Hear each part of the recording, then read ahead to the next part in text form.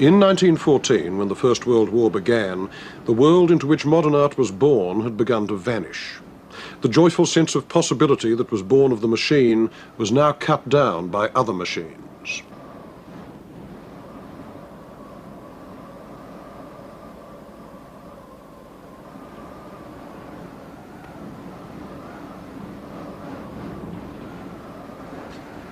This hill is called the Butte de Valancourt, and during the Battle of the Somme, tens of thousands of men died for it.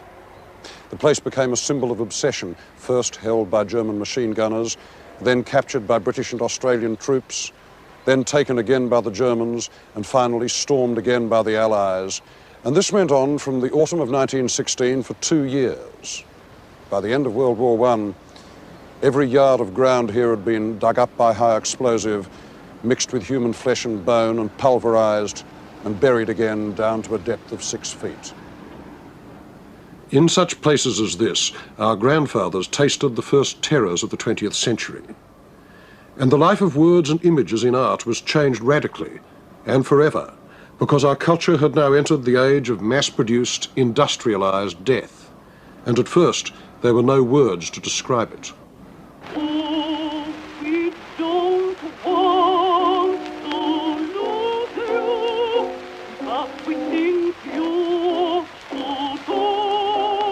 In 1914, not one man or woman in Europe had any real idea what total mechanized warfare would mean. Europe had been at peace for 44 years, and nobody of draft age remembered a war. Their authorities sold the war to them in a language of rhetorical cliches that descended from chivalry, the language of the public school and the officers' mess.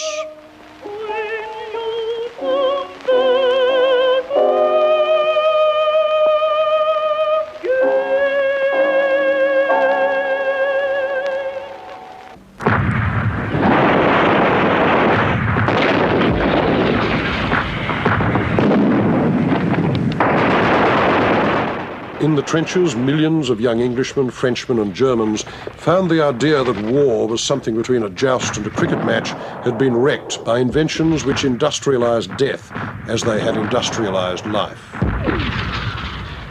This was what they found and what they became. By 1916 and the summer catastrophes of the Somme battlefield, a whole generation on both sides of the trenches was becoming aware that it had been lied to. Its generals had lied about the nature and the length of the war. Its politicians had lied about its causes. Its journalists and propagandists had lied about what it was like for the troops. The flood of lies was so great that it seemed to contaminate all official language. And so a chasm opened between official language and what the young knew to be reality. The speech of the elders could not contain their experiences. America would repeat this trauma in the 60s with Vietnam. But Europe had it 50 years earlier, and the antennae of the crisis were the ones whose business was language, the writers and artists, mostly born between 1890 and 1900, who had been sucked into the vast statistics of the war. I knew a man, he was my chum, but he grew blacker every day and would not brush the flies away, nor blanch, however fierce the hum of passing shells. I used to read, to rouse him, random things from Donne, but you could tell he was far gone, for he lay gaping, mackerel-eyed and stiff and senseless as a post, even when that old poet cried, "I long to talk with some old lover's ghost." He stank so badly, though we were great chums, I had to leave him. Then rats ate his thumbs.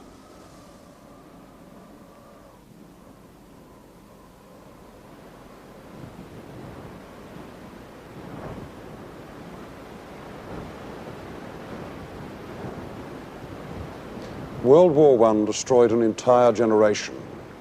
We don't know, and we can't even guess what might have been painted or written if the war had never happened.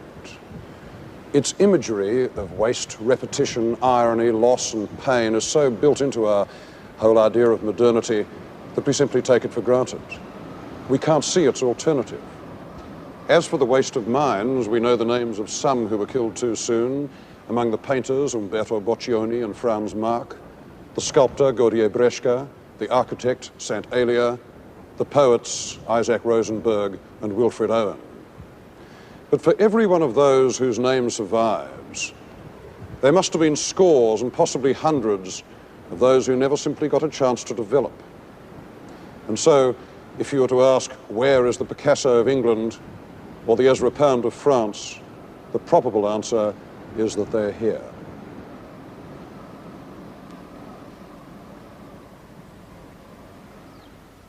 Above all, what the war produced in its survivors and onlookers was a longing for a clean slate, a sense of spiritual apocalypse. In return, they would be pacifists, internationalists. They would get out of the war if possible, but to where?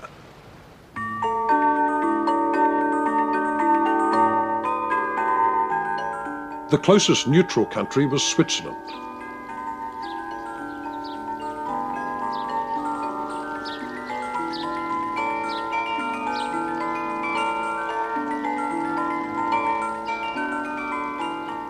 Zurich attracted every sort of intellectual refugee from Northern Europe, great ones like Lenin and James Joyce, but a host of others.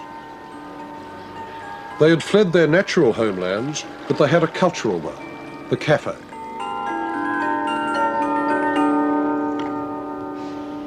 Today, the phrase cafe intellectual is a mild, obsolete insult, but then it was not. Places like this one, the Odeon in Zurich, were cultural institutions. They were, in an almost literal sense, mediums of discourse, like magazines. People who are separated from the patterns of their society, whether by choice or not, still need a forum. They need a place where they can go to meet and drink and talk, preen themselves, or simply sit alone with a book. They say that sex is the poor man's opera, but the cafe was the opera of the dissenters. It was also the marketplace of ideas for exiles. And modernism was very much the creation of exiles, whether you're talking about Picasso, the Spaniard, or Joyce and Beckett, the Irishman. In the cafes of Europe, the intellectuals got their sense of being a class, the mandarins of change. When Stalin declared war against what he called rootless cosmopolitans in the 30s, he was, in effect, attacking the Odeons and those who sat in them. But even so, the revolution that brought him to power was partly hatched in this very room by Lenin, who was a regular at the Odeon in 1916. Among the other denizens of the Odeon were a Romanian poet named Tristan Tzara, a painter named Marcel Janco, a sculptor from Alsace, Jean Arp, and a German writer named Hugo Ball. It was Ball who decided to start a cultural cabaret, a club where they could all perform and read their work and show their paintings. He rented the ground floor of a building in the Spiegelgasse and called it the Café Voltaire, and here a movement was born. Its name was Dada.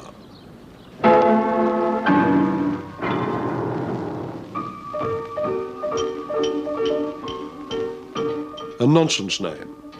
Dada meant yes, yes in Russian. It meant a rocking horse in Romanian. In any language, it was one of the child's first utterances.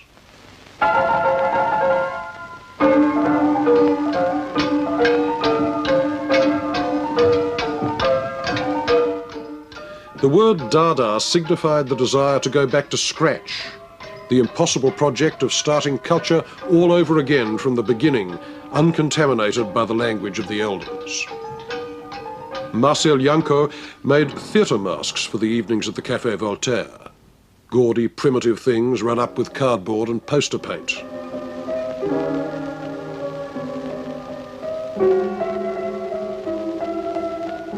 Hugo Ball conducted mock rituals on the cafe stage in costume and gibberish.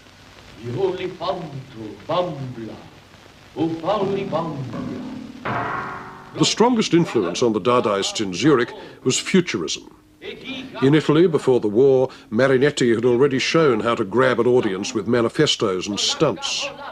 His idea of a gratuitous art at the end of history, whose full stop had been written by the machine and the Great War, was what Dada adopted along with the full range of publicity tricks.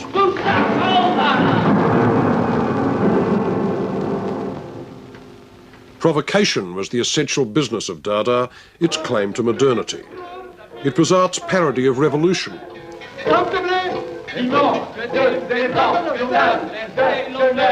But Futurism wanted to abolish the past in the name of the machine, whereas the Dadaists wanted to produce an innocence whose metaphor was childhood.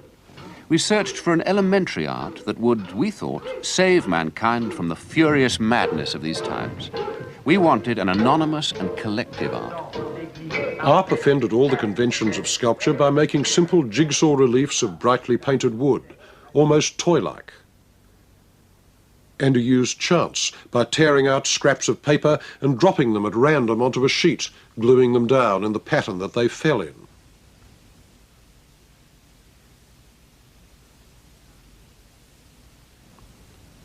These simple experiments gave the lingering impression that the Dadas were against art itself.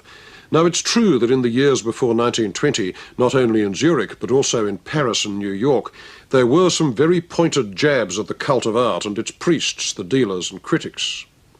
Especially they came from Marcel Duchamp, and the best known of them was his moustache on the Mona Lisa, not only a jab at the middlebrow worship of the artist as divine creator, but also a pun on Leonardo's own homosexuality.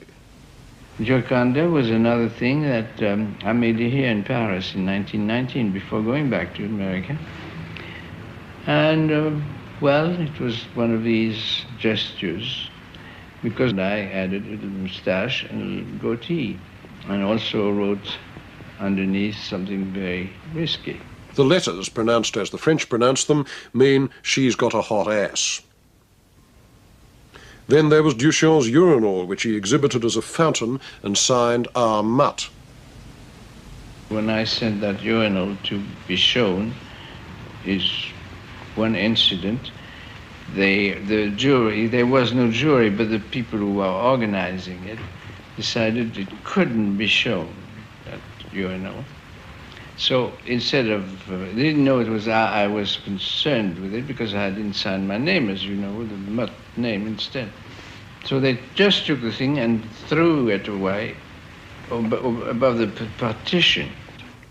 Like his bottle rack and bicycle wheel and other ready-mades, it said, in effect, that the world was so full of interesting objects that the artist need not add to them. Instead, he could just pick one, and this ironic act of choice was equivalent to creation.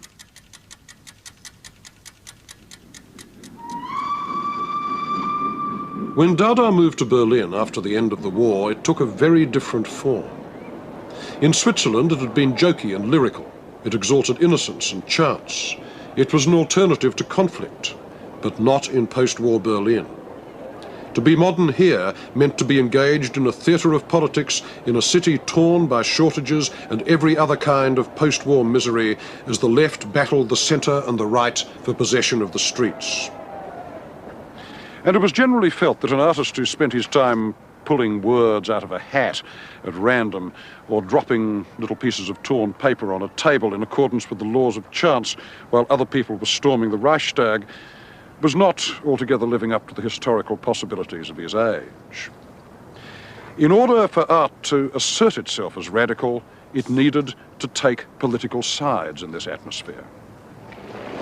1918 brought the end of the German monarchy and a republic was proclaimed in the city of Weimar. Between the assaults of the left and the right, the Weimar Republic lasted 15 years until Hitler finally snuffed it out. The first of its crises was a general socialist rising in November 1918, a year after the Russian Revolution. The left hoped to demolish the Prussian war machine for good, but it rolled over them. Strikes were answered by martial law, and there were many young and radical artists who went with the rebels to the left of the Republic. Now, there already was a strong thread of protest against war and authority in German art. It came from Expressionism, one of whose tenets was that there were no political solutions, only spiritual ones, which must be made by artists. But to younger painters, the Expressionists didn't seem objective enough. To place one's sensitive ego above the whole of the world struck them as arrogant self-pity, and that was what Expressionism tended to do. When Ernst Ludwig Kirchner was in the army, he painted himself with his painting hand cut off like a mutilated saint, a man symbolically castrated by war. In fact, he had never been wounded. And so the Berlin Dadaists laughed at the inwardness of Expressionism. It was becoming official culture. They wanted a more realistic and sardonic tone of voice. They wanted an art of the billboards and the streets, not one of confession and self-searching. And they said so in their manifesto of 1918. The highest art will be the art which has been visibly shattered by the explosions of last week, which is forever trying to collect its limbs after yesterday's crash. Has Expressionism fulfilled our expectations of such an art? No, no, no. Under the guise of turning inward, the Expressionists have banded together into a generation which is already looking forward to honourable mention in the histories of literature and art. Hatred of the press, hatred of advertising, hatred of sensations are typical of people who prefer their armchair to the noise of the street. The signatories of this manifesto have, under the battle cry, Dada, Dada. gathered together to put forward a new art. What then is Dadaism? The word Dada symbolises the most primitive relation to the reality of the environment. Life appears as a simultaneous muddle of noises, colours and spiritual rhythms, Which is taken unmodified, with all the sensational screams and fevers of its reckless everyday psyche. and with all its brutal reality.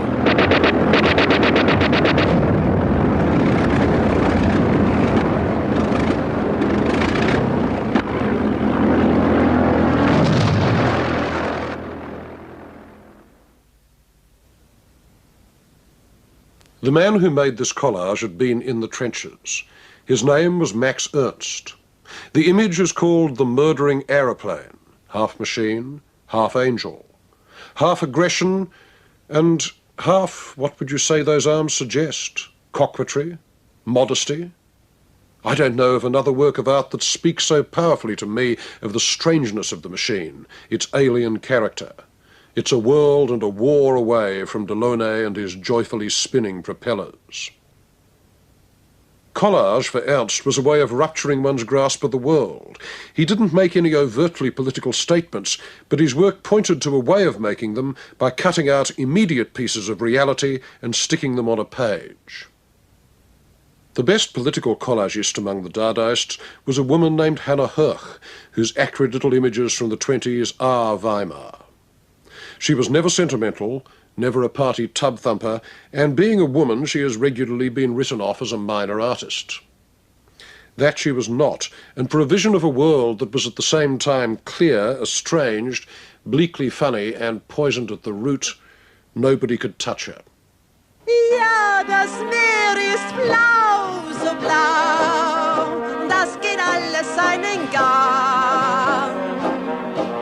Und wenn die Chose aus ist, fängt's nicht von vorne an. Ja, das Meer ist blau, so blau, und es geht auch nicht mehr lang. Ja, das Meer ist blau, so blau. Ja, das Meer ist blau, so blau. Ja, das Meer ist blau, so blau. Das Meer ist blau.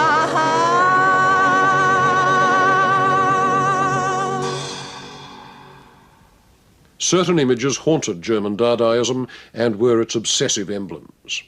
One was the war cripples who were on every street corner. This was the body reformed by politics, half human, half machine, prosthetic man, painted here by Otto Dix, who had been through the trenches and never forgot it. This to him was the very essence of the Weimar Republic. With his mechanical parts, the cripple was brother to the tailor's dummies that the Dadaists had seen in the Italian artist who also inspired surrealism, Giorgio de Chirico. Raoul Haussmann took a wooden dummy head and turned it into one of the great images of modern alienation. The spirit of our time, he called it. Mechanical man, complete with a tape measure for making judgments, a simpering industrial statistic. But the master of radical sourness in Berlin was George Gross. One of his friends called him a Bolshevik in painting, nauseated by painting. Actually, it was not painting, but Germany that made him sick. This one is called Republican automatons. One cripple waves a German flag, and the other responds with a cheer from his empty head. As with politics, so with love. Weimar man, in Gross's view, has no real passions, but the system has programmed him with certain desires so that he will consume well. And thus the dummy's mechanical bride was the whore. Gross drew prostitutes with a degree of moral vindictiveness that hadn't been seen in art since the late Middle Ages. To him, the whore was the Giftmädchen, the poison maiden of German folklore, the bringer of syphilis and ruin.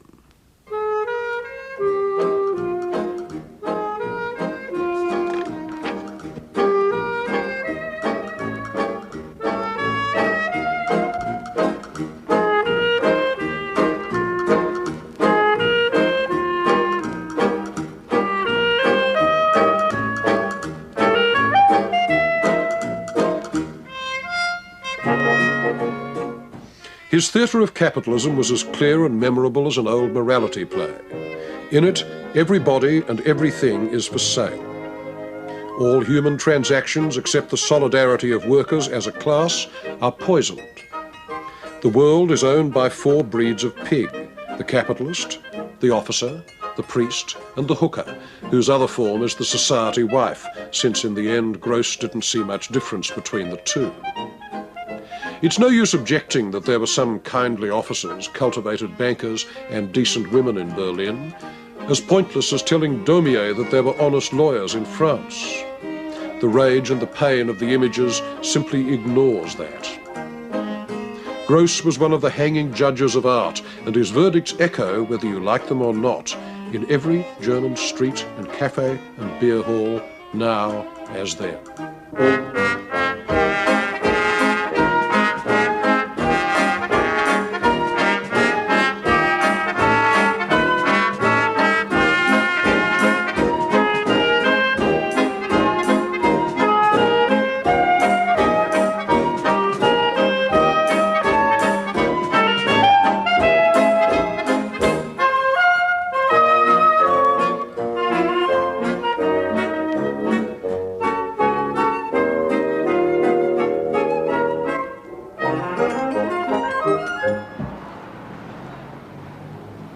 Even though the 20s have gone, and with them the shared idea that the art of opposition could have a real influence upon political events, German Dada still remains one of the moral examples of our century. For the last 30 years, the Brandenburg Gate in Berlin has stood as one of the main symbols of ideological division in Europe. On this side, they generally don't put you in jail for uttering the wrong opinions. On that side, they generally do.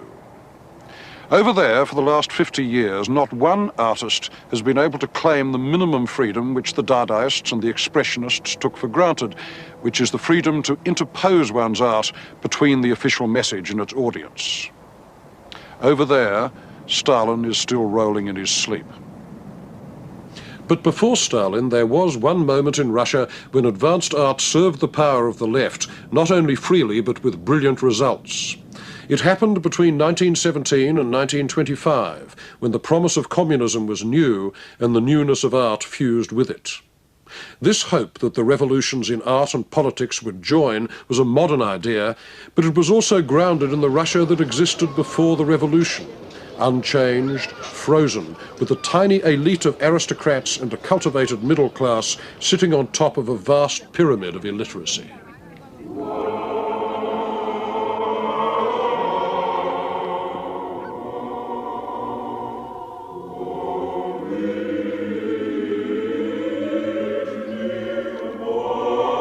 One of the few ways of reaching the mass of the Russian people was through visual images. The Orthodox Church had been doing this for 1,000 years with icons.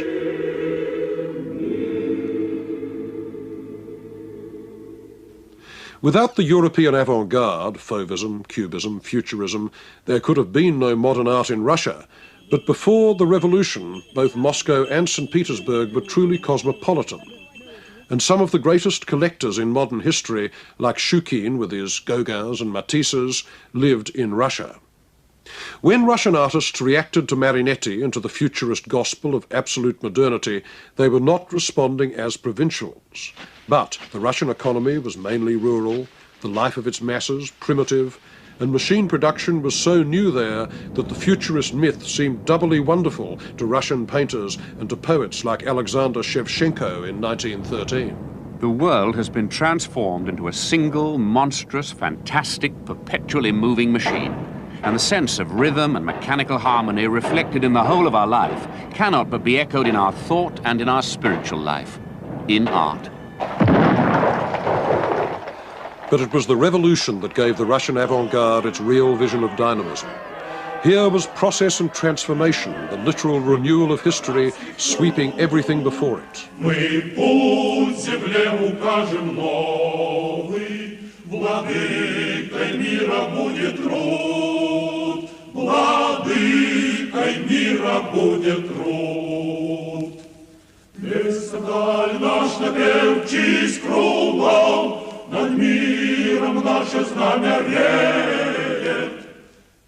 Artists and poets saw in it the image of the future, not the real future of purges and terror in which so many of them would end, but a future that never came, one of equality, of collective energy, in which the arts would act like a transformer. And this hope reached artists everywhere, including some Russians who were working in Paris. One of them was the sculptor, Naum Garbo. Like all the rest of the population, from the very beginning of this century, we all were convinced that only a thorough revolution can change the situation in which we lived during the absolute monarchy of the Tsar. The revolution had swept away the middle class, and from now on the only patron would be the state. The new state artists were encouraged to see themselves as social engineers. They believed that art could act as directly on politics as icons had on religion. Material was short, but at least they got ration cards and were employed on propaganda jobs. They did street theatre with parades and masks. They made propaganda trucks. They even devised an agitprop train that could travel the country, distributing leaflets, screening films, and bringing posters and drawings to the proletariat. There was a man, Lunacharsky, who was at that time the People's Commissar for People's Education and Enlightenment. And he said, you must all know that what we need really, what the government need and think ought to be, is an art of 5 kopecks.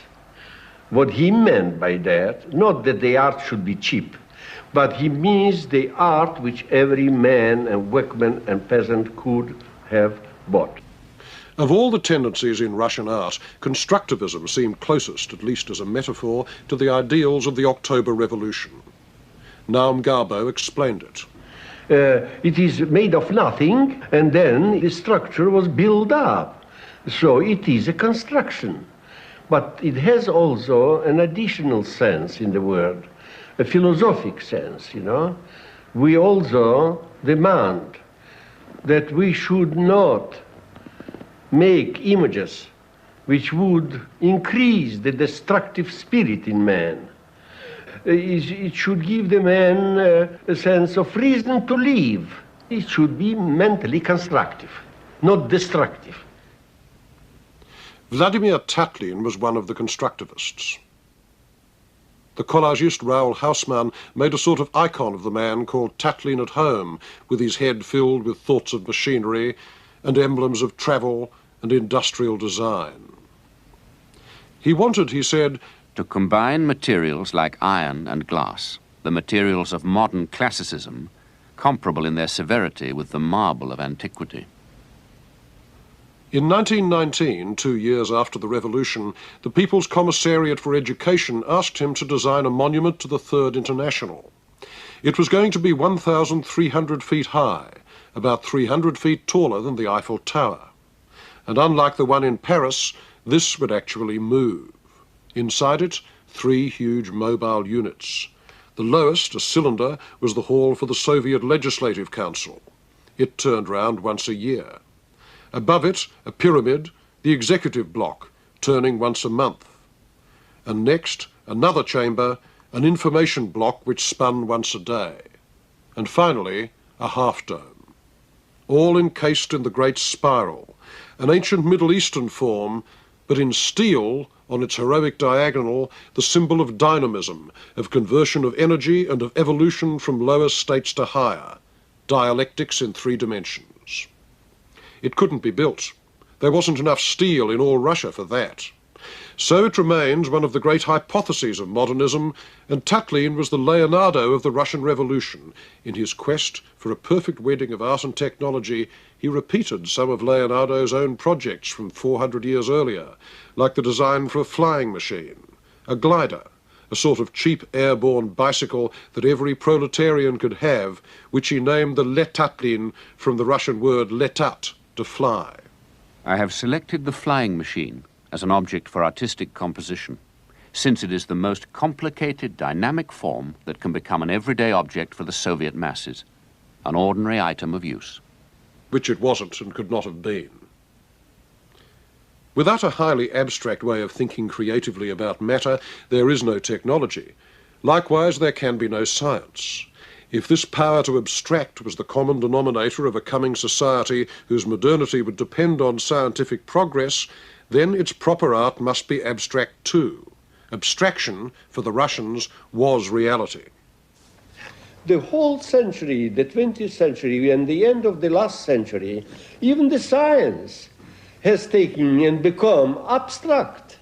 Abstraction in science is the main foundation of contemporary thinking, of scientific thinking. And yet, in science, it has never been a separation from life. And that is what art must always remember, that our abstraction, just as in science, is natural and belonging to the development of the spirit of human being. This is our spirit. It is abstract. But it does not mean it should totally alienate it, separate itself from life. On the contrary, it must go deeper in life and regard the laws of life and the laws of nature. Garbo took part in the Constructivist International. It extended from Holland to Moscow, and as one of its members, the Hungarian Laszlo Moholy-Nagy, remarked, "Constructivism is pure substance. It is the socialism of vision."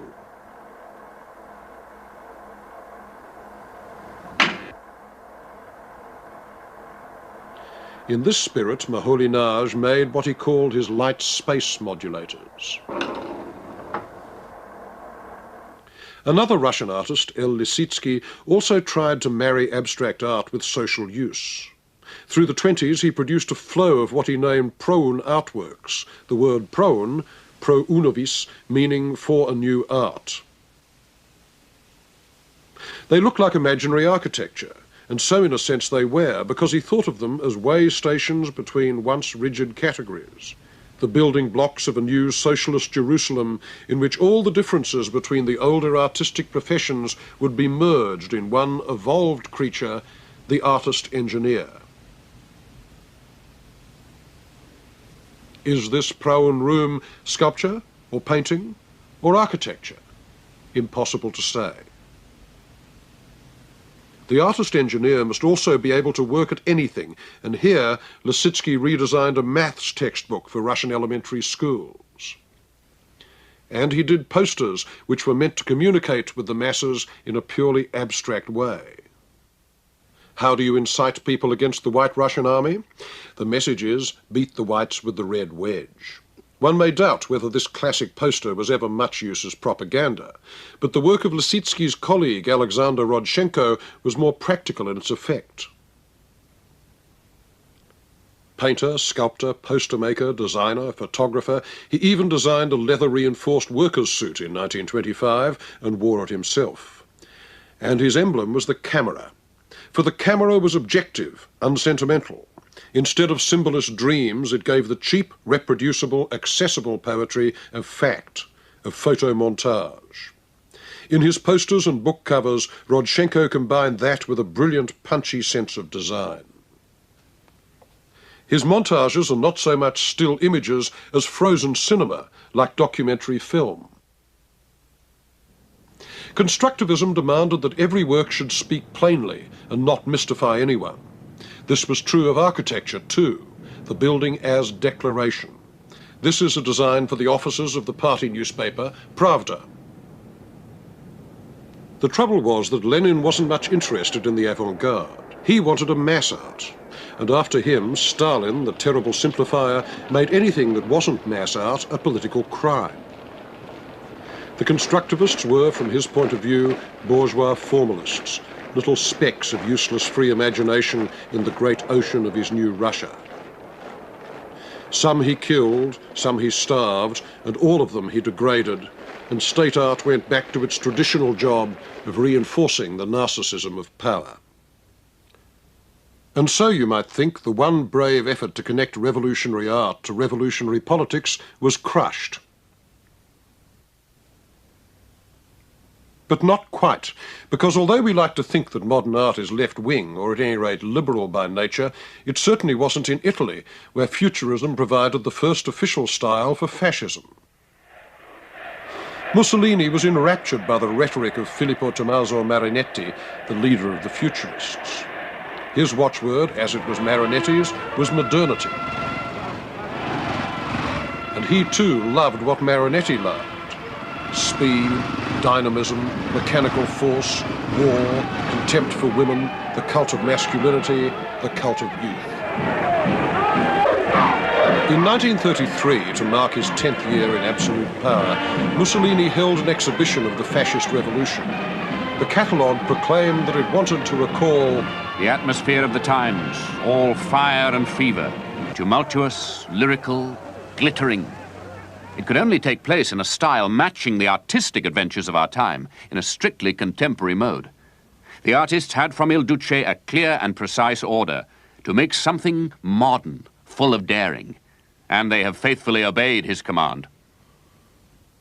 Montage, collage, blow-ups, cubist figures, constructivist devices, references to cinema and photography, it was all there, and very like the work of the early Russian revolutionaries.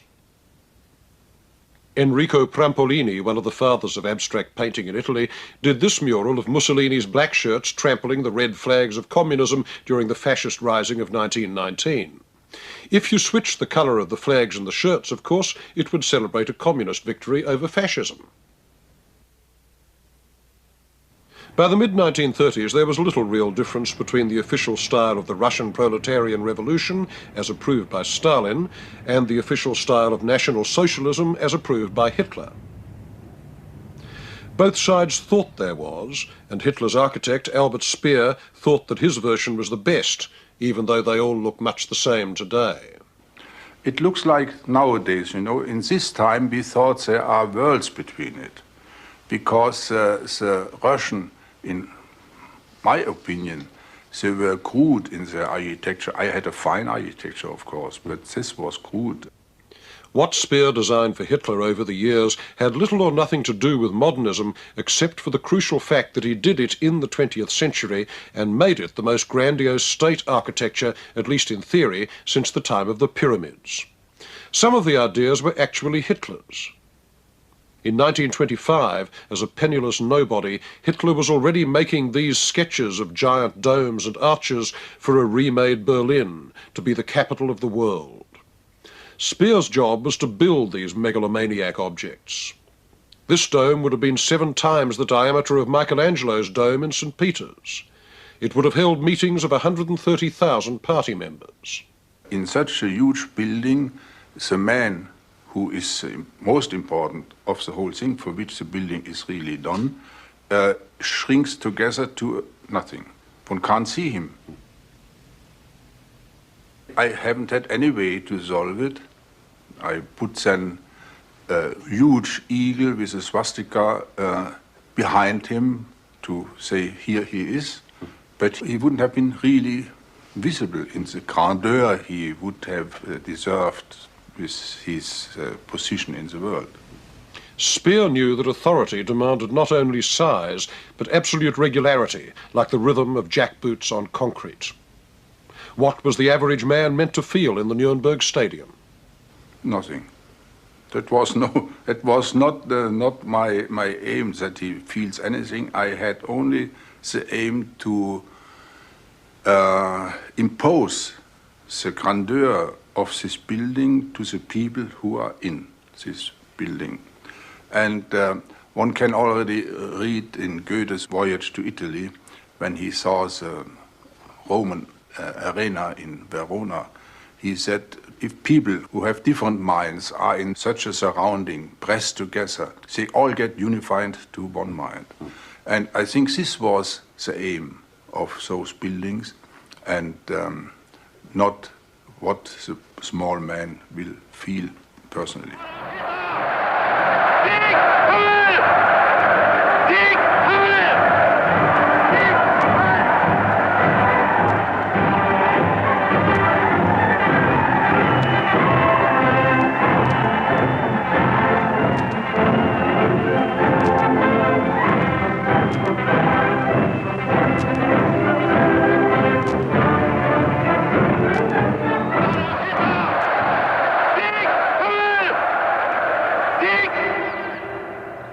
Of all the projects that he designed for Hitler, the domes and the arches, the palaces, the stadiums and the tombs, only one is left, and this is it.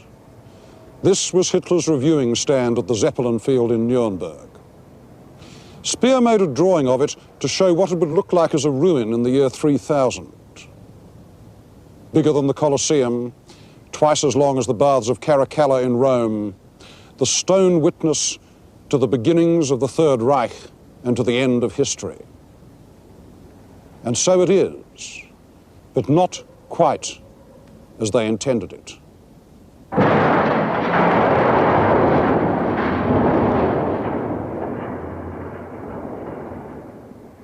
I'm a little bit sad that there's not much left. You know, the whole columns have gone, and to my astonishment, the stone we used, it was of a bad quality, so I only can say, thank goodness that I am no more together with Hitler. He would have been very mad with me about this bad stone quality.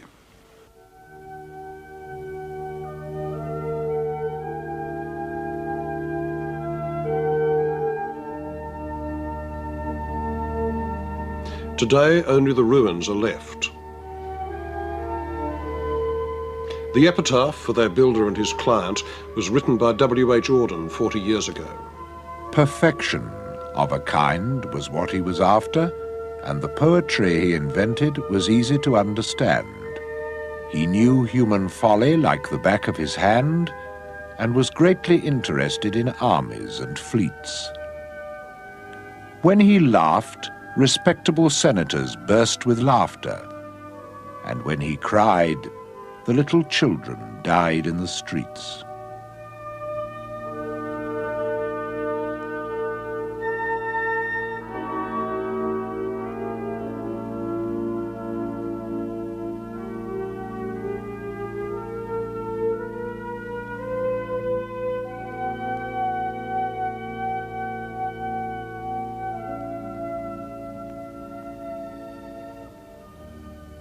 Under Speer's influence, Mussolini too switched away from modernism to a classical style of state architecture. This was his Italian Forum outside Rome, and its metaphor is continuity. The past underwriting the present, the new Rome reborn from the old.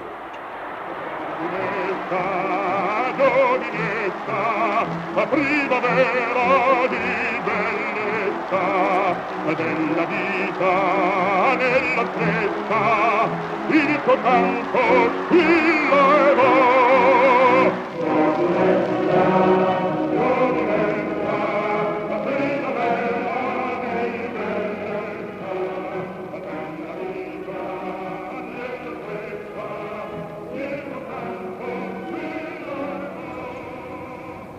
If Hitler had been impressed by the ruins of Rome, Mussolini actually owned them, and he got his architects to exploit them.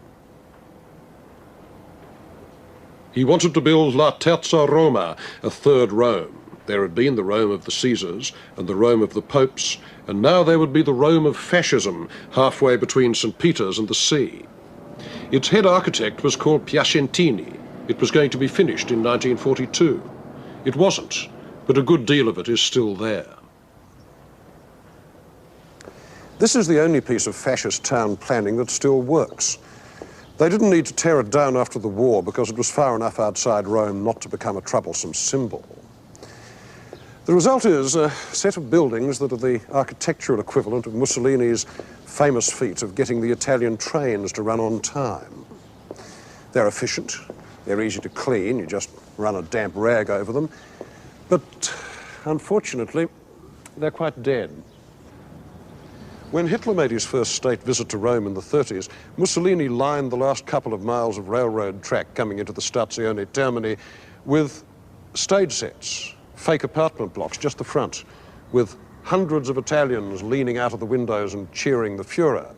And this provoked one anonymous wag to write the lines which in translation run, "Rome of marble, remade of cardboard, salute the house painter who will be your next master." Well, this is cardboard Rome.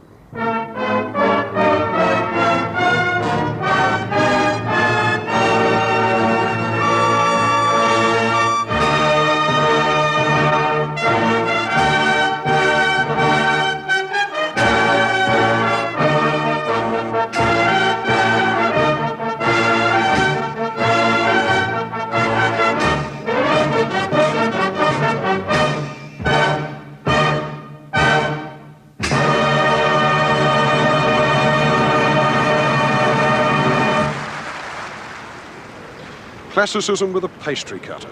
25 years later, a lot of Southern Californian universities were going to look just like this.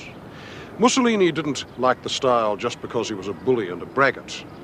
He liked it because he had a jackboot in either camp, one in the myth of ancient Rome and the other one in the vision of a technocratic future.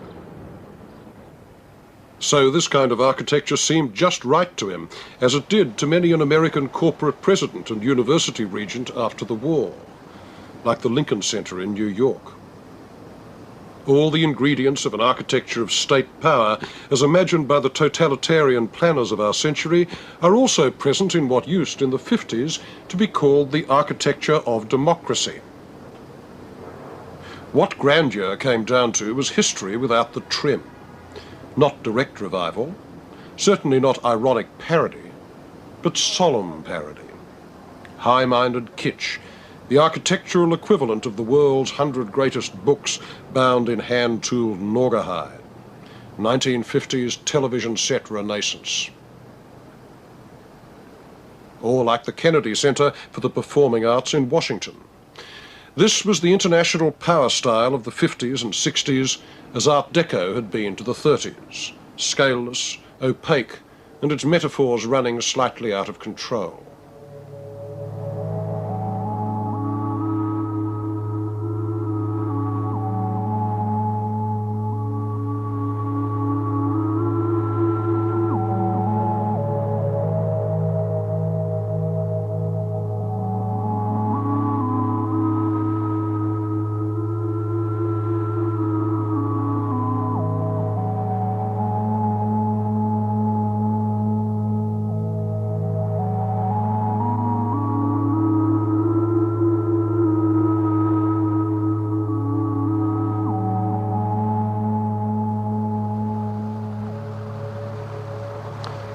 This is the scariest new monument that I know, Albany Mall, the seat of government of New York State. It was designed for one purpose and it does it very well. It expresses the centralization of power. And I don't imagine there's a single citizen who's ever wandered on this plaza and felt the slightest connection with the bureaucrats who live in their towers up there. The place would make Albert Speer seem delicate. Utter simplicity of meaning, no ambiguities. And what comes out is not the difference between America and Russia, but the similarities between the corporate and the bureaucratic states of mind. Any one of those buildings there you can imagine with an eagle on top, or a swastika, or a hammer and sickle. It makes very little difference to the buildings. If you forget about the projects and the manifestos and think about what it actually built, there's no doubt that our culture has its language of political power. It's not linked to any particular ideology. It's value-free. It can mean anything. In the area of public building, our century has not yet managed to come up with an architecture of free will. But on the other hand, what is left of the art of dissent? Not a great deal. Only one humane political work of art in the last 100 years has achieved something like permanent fame and wide effect. It was Guernica, painted by Pablo Picasso in 1937. Its imagery was set off by an act of war, the German bombing of a Basque town during the Spanish Civil War. I say set off because although Guernica has certainly been taken as the most powerful invective against violence in modern art, it was not entirely inspired by the war. These motifs of the weeping woman, the horse and the bull had been running through Picasso's work for years before Guernica brought them together. Nor can you call this a very specific statement about politics. It's more a general meditation on suffering, and its symbols are deliberately archaic, not historical. The horse, the bull, the fallen warrior, the sword. The only modern elements, apart from the late Cubist style, are the electric light and the suggestion that the horse's body is made of parallel lines of newsprint, like the newspaper in Picasso's collages a quarter of a century earlier. Otherwise, its heroic abstraction and monumentalized pain belong as much to the world of the Greek pediment as they do to the time of dive bombers and photography.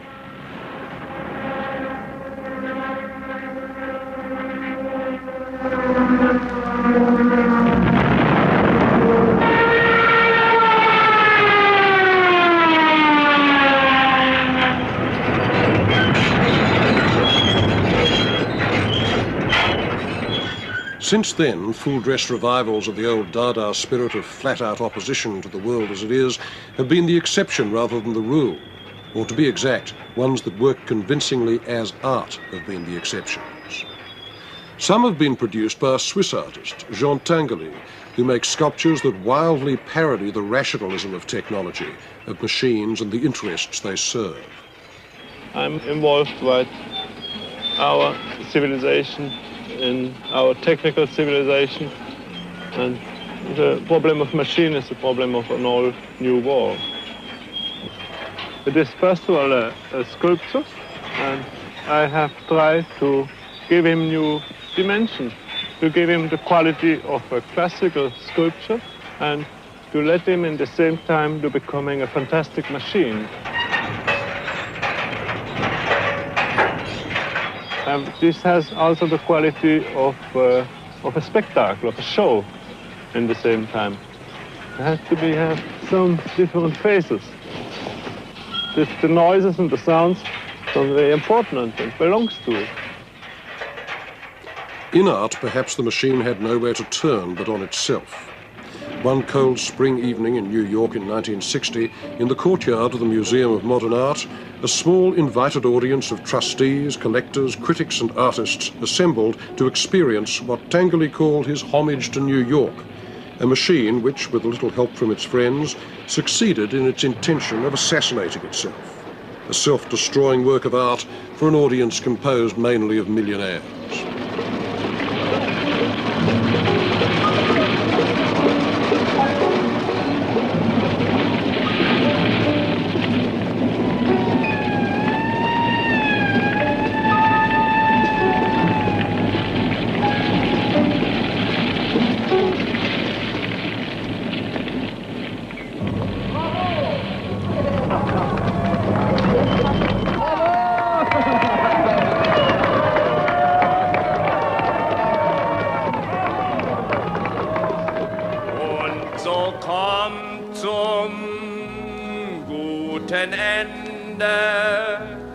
alles unter einen Hut. This was a long way from the original spirit of Berlin Dada in the 20s, with its hope of changing society, and to hell with amusing it. It was as far as the Berlin railway station of the 20s, when it was one of the hubs of a shuttling, changing European avant-garde, was from its form today.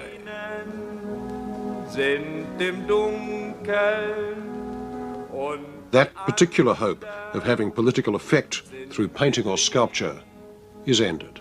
Und man sieht die im Lichte, die im Dunkel sieht man nicht.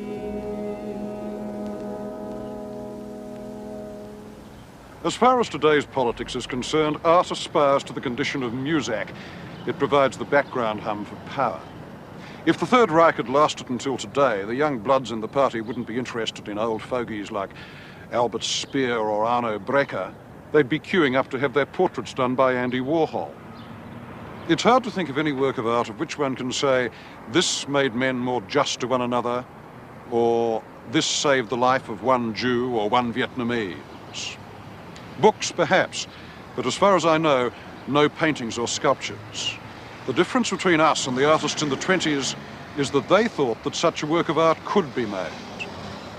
Perhaps it was their naivety that they could think so. But it's our loss that we can't.